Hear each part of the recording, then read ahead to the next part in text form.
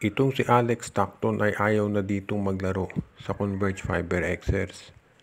Ayon dito sa latest report ng mga insiders, itong si Stockton ay nag-request na sa management para siya ay pakawalan at i-trade sa ibang kupunan. Hindi maliwanag ang dahilan dito, pero siguro si Stockton din mismo hindi na maintindihan ang galaw ng management dito sa mga players nilang tinitrade.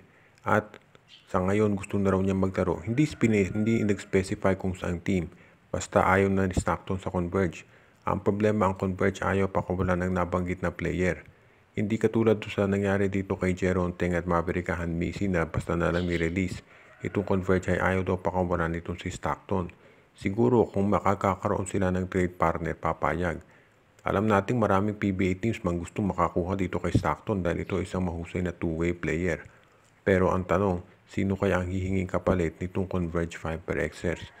So iyan ang abangan natin ngayon dito dahil kinakailangan magkaroon ng pagbabago dito para kay Stockton. Dahil kung hindi na siya masaya sa Converge, kung ikaw naman si Coach Aldin Ayo, syempre gusto mo na yung mga players mo ay kontento doon sa sistema. Kung ito si Stockton ay ayaw niya, sa tingin ko dapat na itong pakawalan talaga at i-trade sa ibang kuponan. Yung basta na lang i-release sa tingin ko, of course, hindi maganda yan. Kailangan ng Converge may makuhang kapalit. Pero ang tanong ay kung sino at baka dyan nagkakaproblema kaya hindi ma-release itong si Stockton ma-offer sa trade market.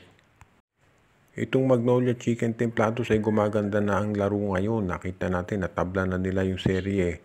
At ayon dito sa mga reports, mukhang itong Magnolia ay magkakaroon pa ng chance ang palakasin yung kanilang lineup bago magsimula ang Philippine Cup. Dahil meron silang mga players na iti-trade. Itong si Escoto hindi na pakakawalan niya ng Magnolia dahil nakita nila nag-improve dito. Actually, binigyan nga ng bagong kontrata.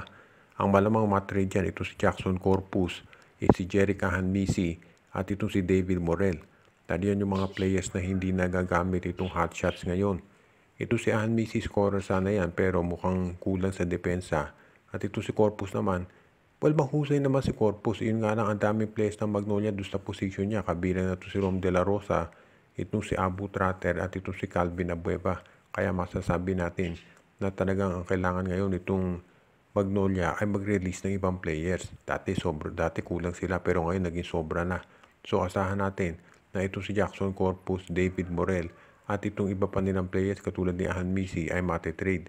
Although individually siguro hindi gaano kataas ang value nila, pero kung ipapackage siya ng Magnolia at sasamahan ng second round pick, baka makakuha sila ng mahusay na isang pang shooter o di kaya isa pang wingman para lalong magkaroon ng tinatawag na additional scoring itong Magnolia pagdating sa bench nila.